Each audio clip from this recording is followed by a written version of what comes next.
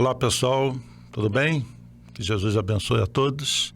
Estamos de volta aqui no nosso estudo sobre a mediunidade, com base no Livro dos Médiuns. Mais uma vez eu peço licença para a leitura de um preparo e depois a nossa prece, que eu peço sempre que vocês façam junto, tá bom? Então eu vou ler a mensagem da obra Tempo para Entendimento, mensagem de Francisco Cipriano e Irmã Germana, pela psicografia de Celi Durão. E a mensagem é o pensamento. Hoje quero lhes falar sobre o dom mais precioso que Deus lhes concedeu, o pensamento. O homem foi dotado do pensamento e, através dele, conduz sua própria vida. Portanto, é de responsabilidade de cada um exercer sobre si próprio o domínio de suas ações. As ideias conduzem os seres humanos a planos superiores. É preciso exercitar, é preciso dominar seus pensamentos e afastar toda a negatividade para que possam receber o toque divino e regularem suas vidas. A capacidade interior de transformar situações, o constante procurar entrar em sintonia com as correntes elétricas, com a energia que vibra no ar, torna o indivíduo apto a definir seus propósitos de vida. A força do pensamento é tão extraordinária que consegue se comunicar com outros através da telepatia, conseguindo captar a energia que provém dos mestres superiores, conseguindo curas. O pensamento de filósofos que estiveram na Terra com a missão de elucidá-los completa os seus pensamentos, ajuda a compreender a missão de amor que nosso Jesus pregou durante o tempo todo em que esteve na Terra.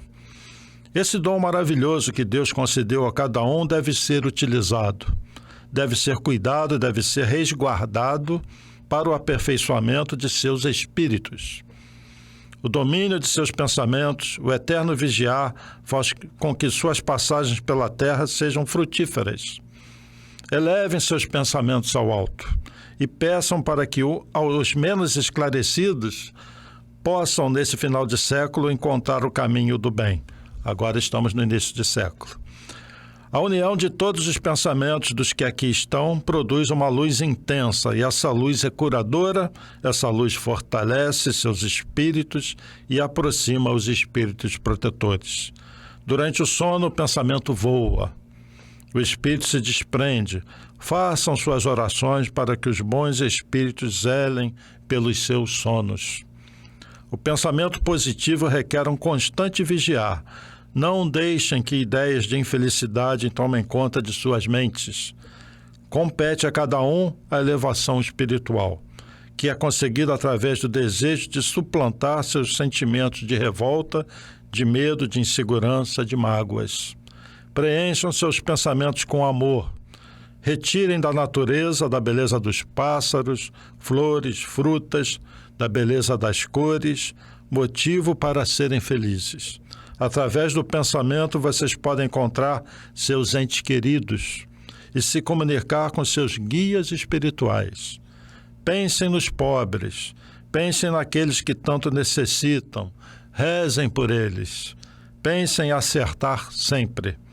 Pensem nos enfermos, pensem nos amigos, nos seus familiares. Seus pensamentos irão suprir o que tanto necessitam, principalmente o amor. Fiquem na paz de Jesus, de Francisco de Assis. Então vamos agora fazer uma breve prece. Peço a união de vocês em pensamento comigo, elevando o pensamento a Deus, a Jesus, que possa descer do alto as melhores energias, vibrações. Vamos imaginar os nossos lares envolvidos numa luz azul, vibrante, penetrando todos os ambientes, que Jesus possa olhar por cada um de nós, por nossos familiares, nos abraçando, envolvidos nessas energias salutares, nos dando muita força, reforçando a nossa fé, e que consigamos seguir juntos nessa encarnação, agradecendo a Deus por essa oportunidade, e que nesses breves momentos de estudo possamos colocar a nossa mente em sintonia com aquilo que a espiritualidade deseja que aprendamos para nosso benefício e para sermos co-construtores da vida neste mundo e nas esferas espirituais. Que Jesus nos ilumine, nos envolva em muita paz, graças a Deus.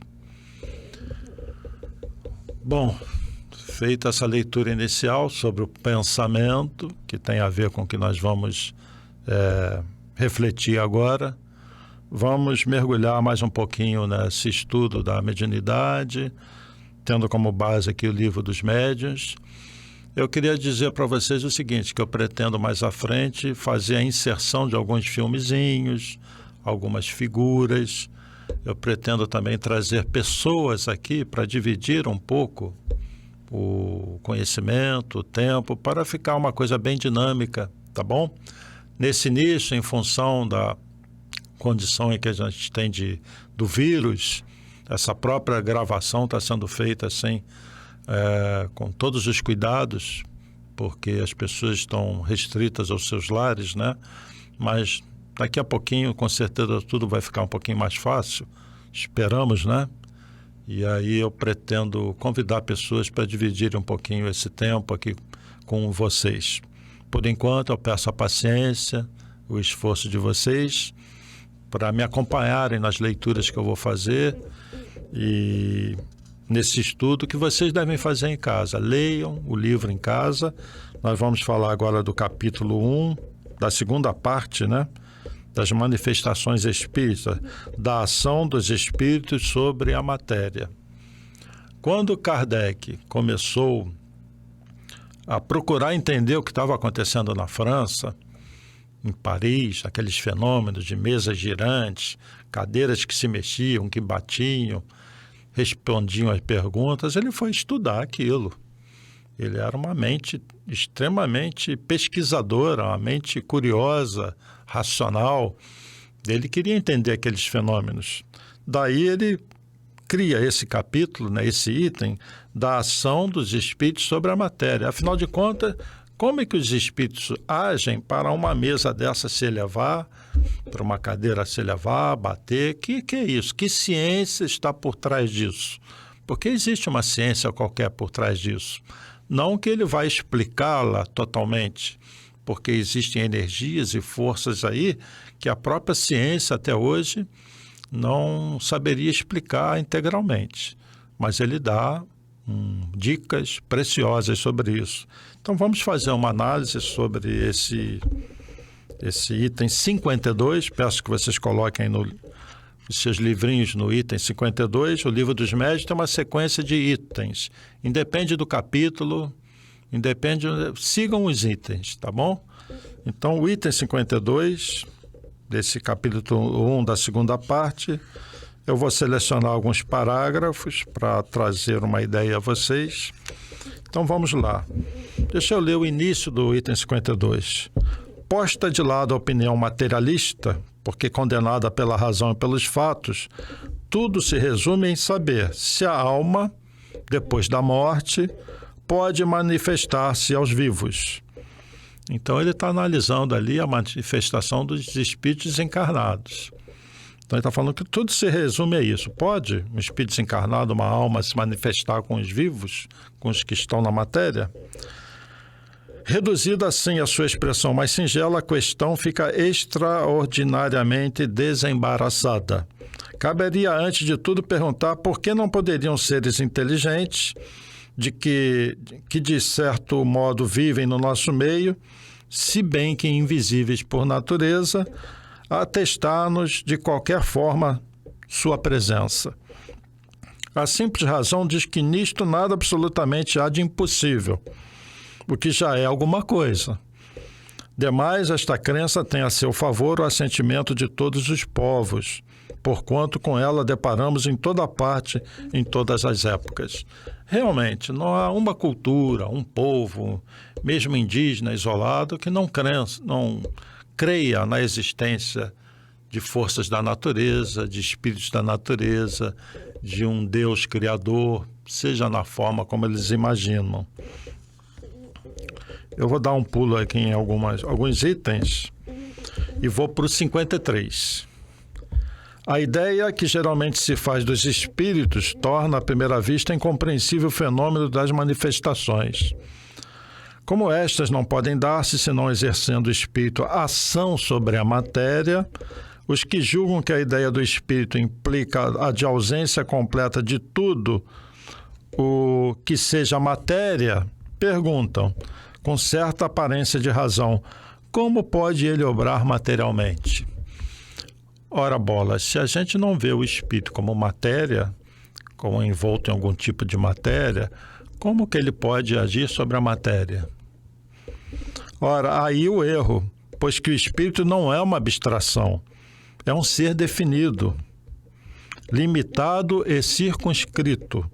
O espírito encarnado no corpo constitui a alma.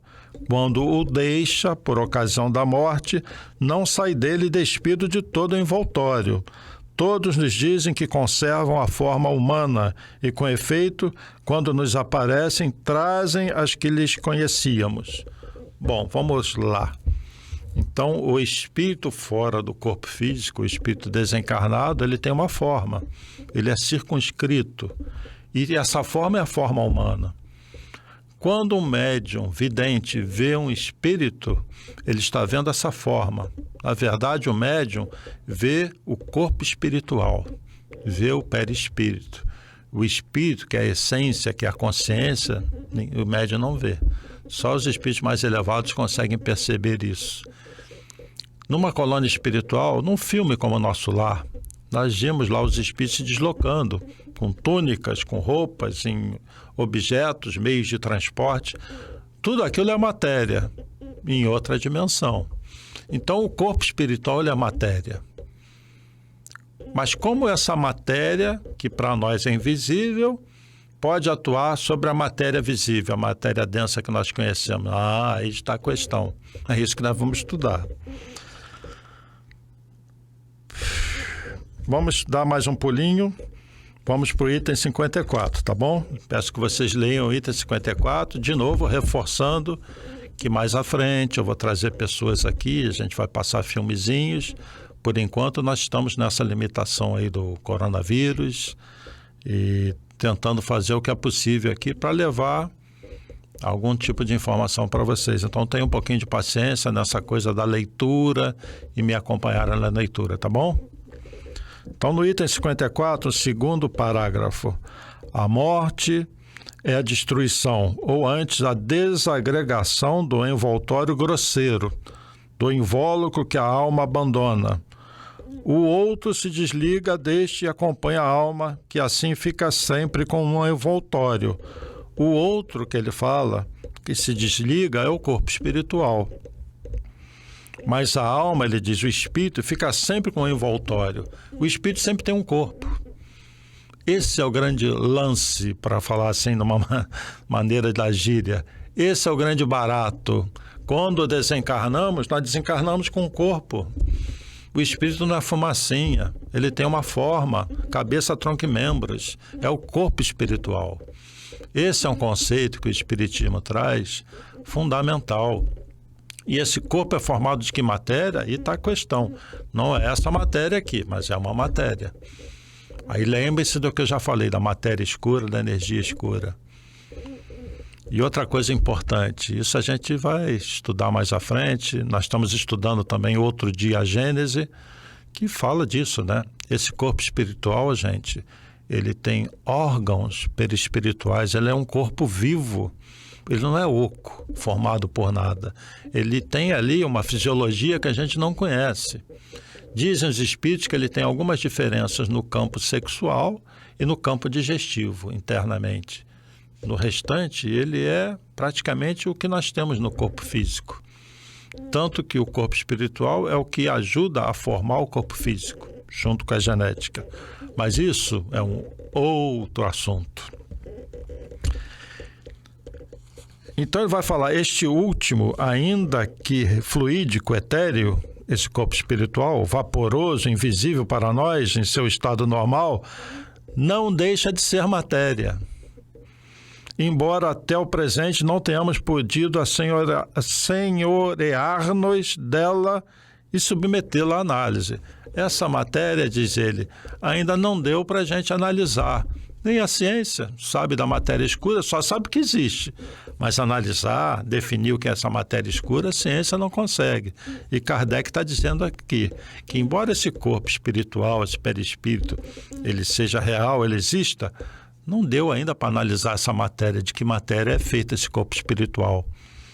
Vamos dar um desconto a Kardec, né? Se no século XIX não conseguiu, no século XXI nós ainda não conseguimos. Então, este segundo invólucro da alma, ou perispírito, que é o corpo espiritual, existe, pois durante a vida corpórea é o intermediário de todas as sensações que o espírito percebe e pelo qual transmite sua vontade ao exterior e atua sobre os órgãos do corpo. Para nós servirmos de uma comparação material, diremos que é o fio elétrico condutor, que serve para a recepção e a transmissão do pensamento. É, em suma, esse agente misterioso, imperceptível, conhecido pelo nome de fluido nervoso, que desempenha tão grande papel na economia orgânica e que ainda não se leva muito em conta nos fenômenos fisiológicos e patológicos. Fluido nervoso. Aí nós entramos num campo em que a espiritualidade sente muita dificuldade em encontrar palavras para aquilo que eles querem dizer. Esse perispírito é como se fosse, nós já estudamos isso na Gênese, é um veículo de transmissão do pensamento. Então ele faz uma analogia aqui com a eletricidade, né, e chama de fluido nervoso. Os nossos órgãos, os movimentos, vêm de impulsos nervosos do cérebro. Mas quem pensa é o espírito. O cérebro transmite a vontade do espírito. Se uma pessoa tem um AVC, por exemplo, fica com esse membro aqui paralisado, o espírito quer, ele pensa, mas o cérebro não manda os impulsos para o braço fazer isso, se movimentar. A limitação é do cérebro, mas o pensamento é do espírito. Entenderam? O pensamento é inerente ao espírito e não ao cérebro físico. O cérebro pode estar danificado ao ponto do próprio espírito ele não perceber seus pensamentos. Mas fora da matéria, ele pensa. Fora da matéria, ele está lúcido. Volta para a matéria, aquele espírito que está num estado de debilidade mental, ele pode não estar fora da matéria. Ele pode ter um pensamento lúcido. É difícil também, às vezes, encontrar o linguajar adequado para passar para vocês o que a gente quer passar. O perispírito não constitui uma dessas hipóteses de que a ciência costuma valer-se para a explicação de um fato. Sua existência não foi apenas revelada pelos espíritos, resulta de observações, como teremos ocasião de demonstrar. E aí que entra o espiritismo. Nós estamos falando de algo que é comprovado por experiências, por observação. O espiritismo hoje em dia carece muito de pesquisa. Eu lembro de uma passagem de alguma palestra, talvez do Carlos Bacelli, que ele fala isso, que o espiritismo está carecendo de pesquisadores. Na época de Kardec era pura pesquisa. De repente se parou de fazer pesquisa. É só estudo, estudo, estudo, mas sem pesquisa. Para compensar isso, nós temos, felizmente, a Associação Médico Espírita, a AME, que essa sim já começa a ir para o campo das pesquisas, usando os instrumentos, a tecnologia que dispõe. E muita coisa, podem ter certeza, sairá do Brasil de informação de cunho científico envolvendo a espiritualidade através dessas pesquisas mais recentes da Associação Médico Espírita. Item 55. Está dando para vocês acompanharem? Espero que não esteja muito chato nessa fase em que nós não temos os filmes, as pessoas interagindo. Mas tentem raciocinar comigo e eu já falei. Mandem perguntas. O e-mail é contato@map.org.br. Depois vai ser colocado aí na telinha, mas mandem com o título Mediunidade. Aí eu sei que é para esse estudo aqui sobre mediunidade. E eu, na semana seguinte, respondo, tá bom? As dúvidas. Ou complementação que vocês queiram fazer a algo que eu estou falando aqui ou algo que eu deixei de falar, porque eu estou pulando alguns itens, tá bom? O item 55. Há dito que o espírito é uma chama, uma centelha. É isso que é o espírito. O espírito não tem forma. Esse não tem forma. É uma chama, uma centelha, o clarão. Mas ele se reveste em matéria. Ele se veste do corpo espiritual. E quando ele vai encarnar, esse corpo espiritual, ele se preenche de matéria densa, dessa matéria. E aquele embriãozinho começa, então, a reproduzir o corpo espiritual. E aquilo ali vai crescer, vai agregando matéria pela alimentação, vai chegar um dia que esse espírito vai sair da carne, vai devolver para a natureza essa matéria densa. Tu é pó e ao pó voltarás, nesse sentido. Bom, o espírito é uma chama, uma centelha. Isso se deve entender com relação ao espírito propriamente dito, como princípio intelectual e moral, a que se não poderia atribuir forma determinada. Mas, qualquer que seja o grau que se encontre, o espírito está sempre revestido de um envoltório ou perispírito, cuja natureza se eteriza à medida que ele se depura e eleva na hierarquia espiritual. Isso que ele acabou de falar é o seguinte: à medida que o espírito evolui em conhecimento, em moral, em amor, esse corpo espiritual, o perispírito, ele vai se tornando cada vez mais sutil, menos denso, mais leve. Essa matéria desse outro plano vai assumindo características cada vez diferentes, que no nosso linguajar seria isso, um perispírito mais vibrante, cada vez mais vibrante, mais leve, menos denso.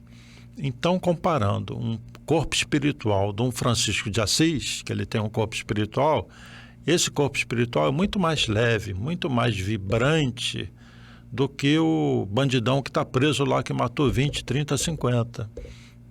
Porque existe uma lei em que o amor, a moral, eleva a vibração do corpo espiritual. Ele se depura conforme o espírito se eleva. Dá para entender isso?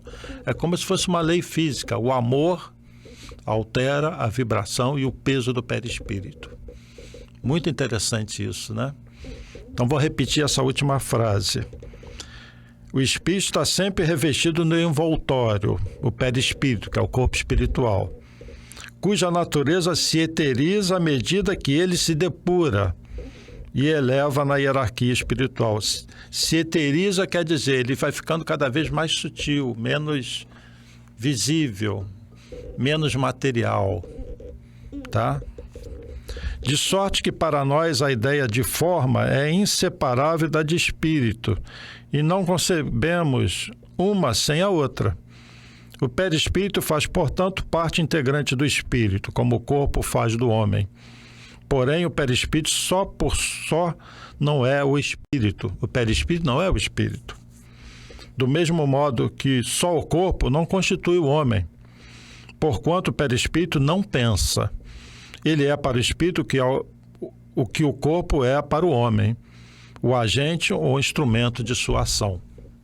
Então, o perispírito é um corpo que reveste o espírito. Tudo isso para dizer isso.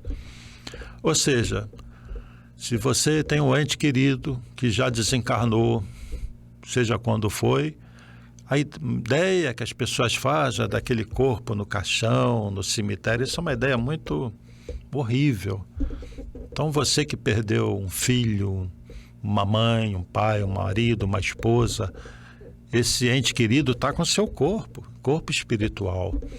Nós não somos esses corpos físicos, nós estamos vestidos desses corpos físicos. Ao sair desse corpo físico, nós estaremos com o nosso corpo espiritual. É esse que nos acompanha ao longo da vida, seja no plano espiritual, seja no plano físico encarnado. Sobre o perispírito ainda, é muito importante esse conceito do perispírito, e mais à frente nós vamos entender o porquê. Tanto aqui no Livro dos Médiuns, como lá na Gênese, a espiritualidade orientou Kardec a falar bastante do corpo espiritual. Tenham muito boa vontade de refletir, de entender e aprender sobre o corpo espiritual, porque é muito importante esse conceito. A gente vai entender a encarnação, a desencarnação, a ação do espírito sobre a matéria, uma série de fenômenos, nos tratamentos, o que acontece. Tudo isso fica muito bem compreendido se nós entendermos o corpo espiritual, o perispírito.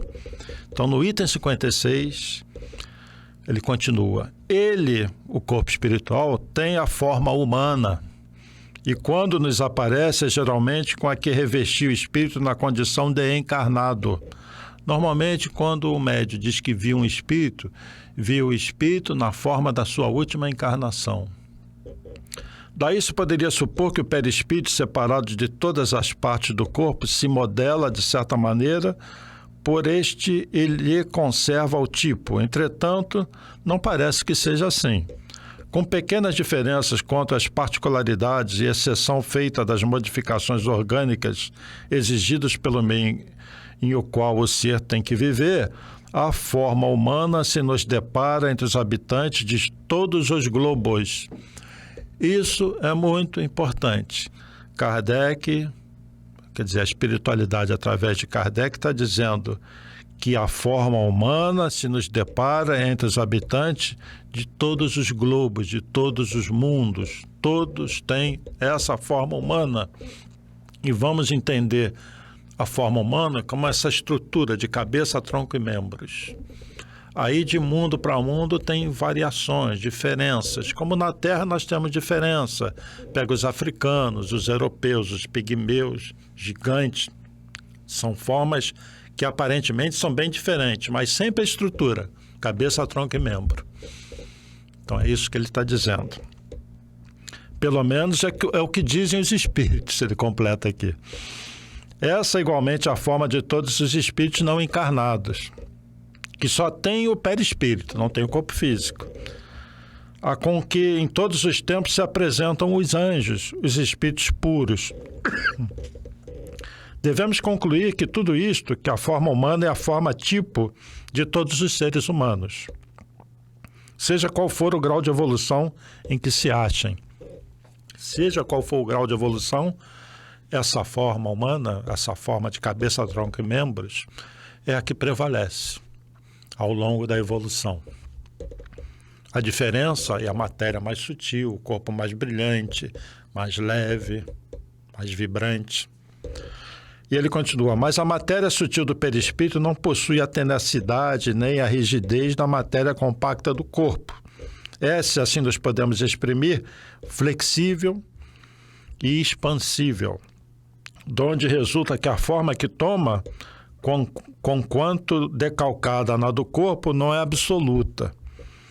Amolga-se à vontade do espírito, que lhe pode dar aparência que entenda, ao passo que o invólucro sólido lhe oferece invencível resistência.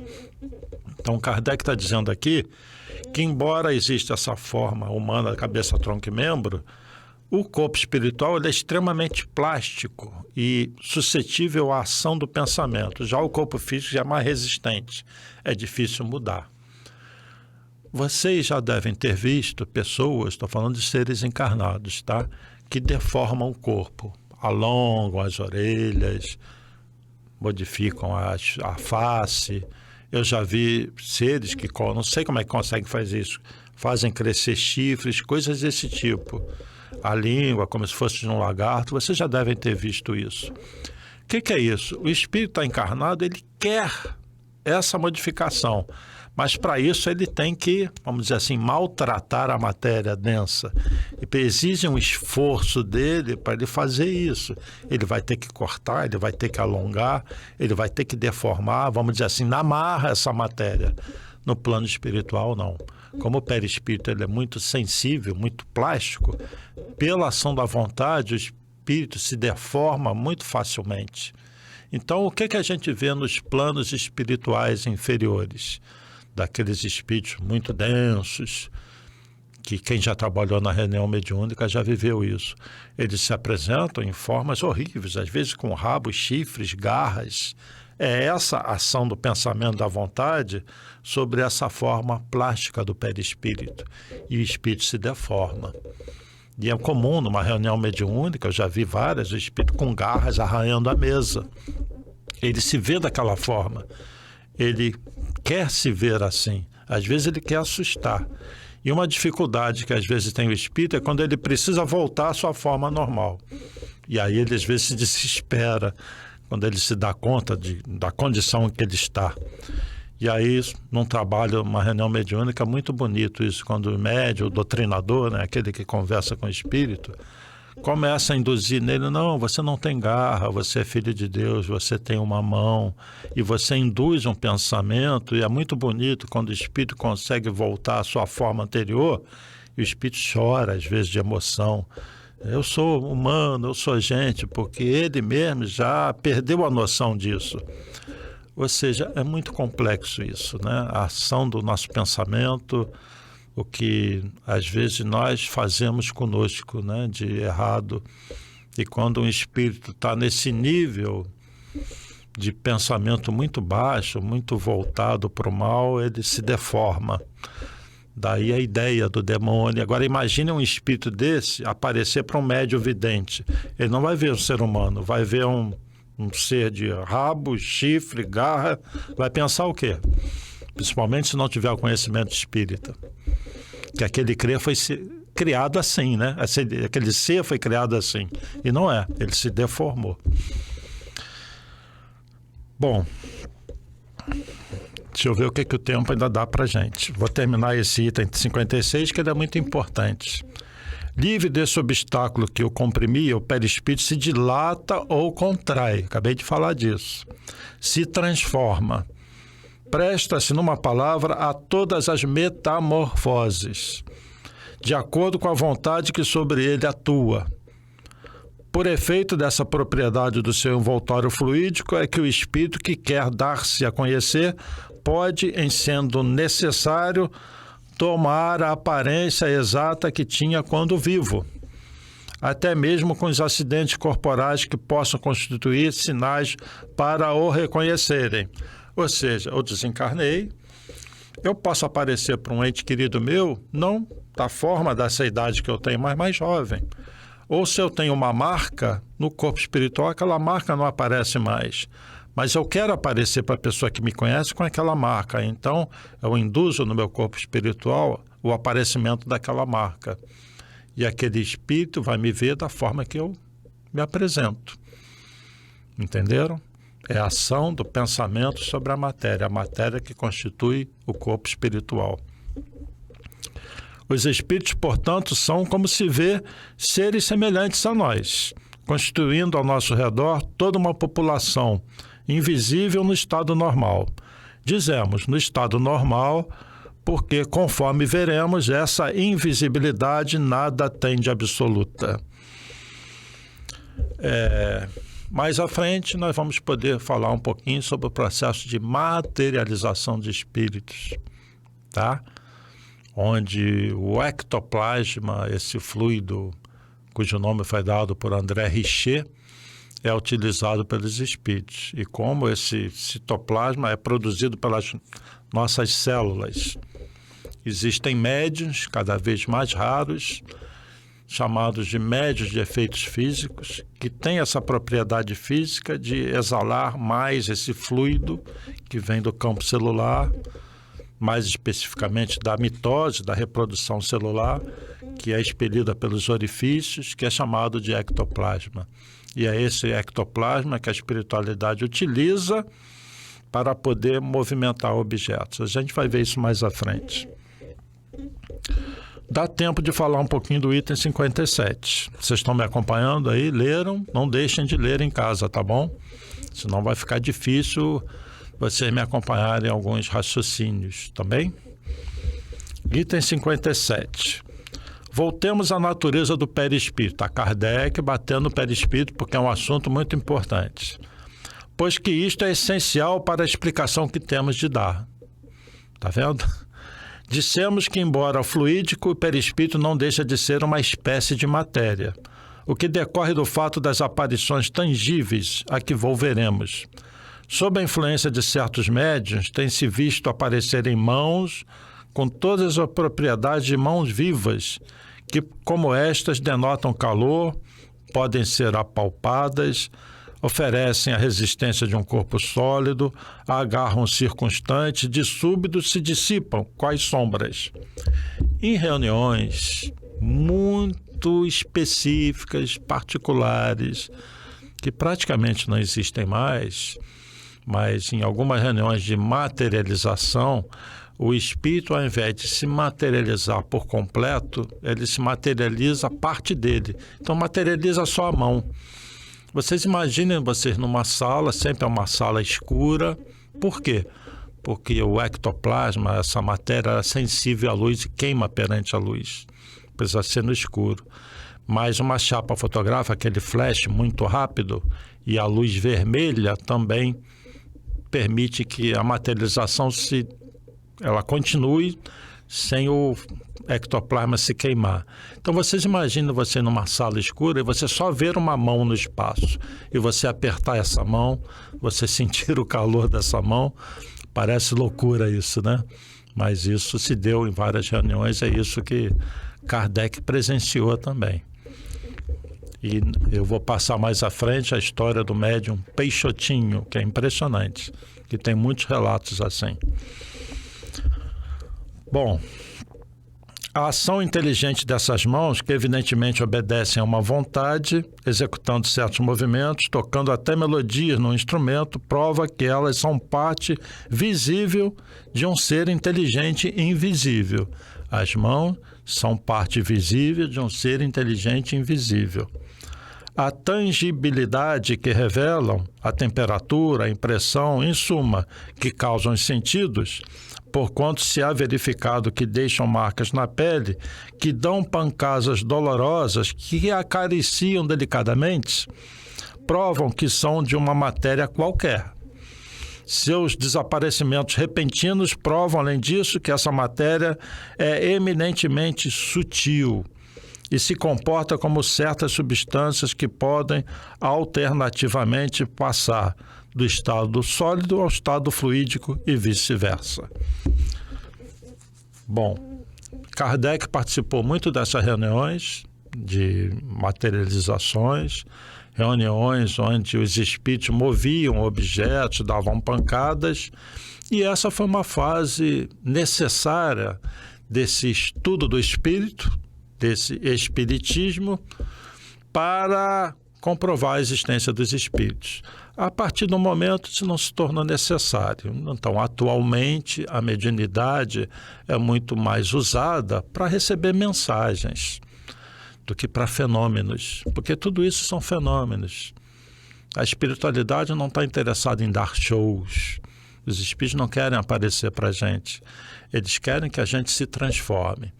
Então, a mediunidade hoje está muito restrita à psicografia, mensagens escritas, né, através de médiuns, e através da psicofonia, mensagens que espíritos trazem também através de médiuns.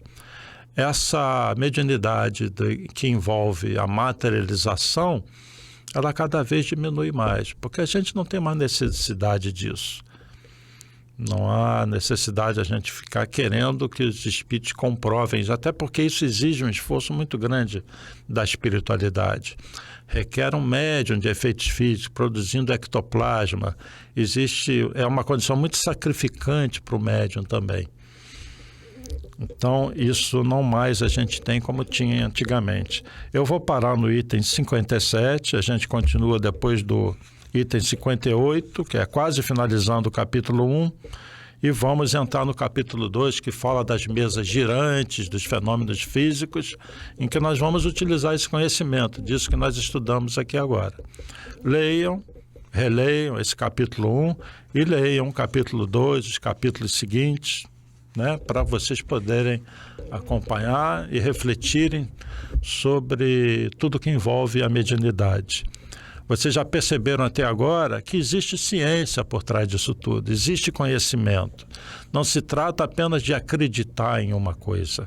E quando você associa o conhecimento da ciência, mesmo que seja uma ciência empírica, uma ciência que ainda não está 100% comprovada na teoria, mas que está comprovada na prática, vocês percebem que nós estamos indo muito além apenas da crença. de acreditar em algo porque nós lemos.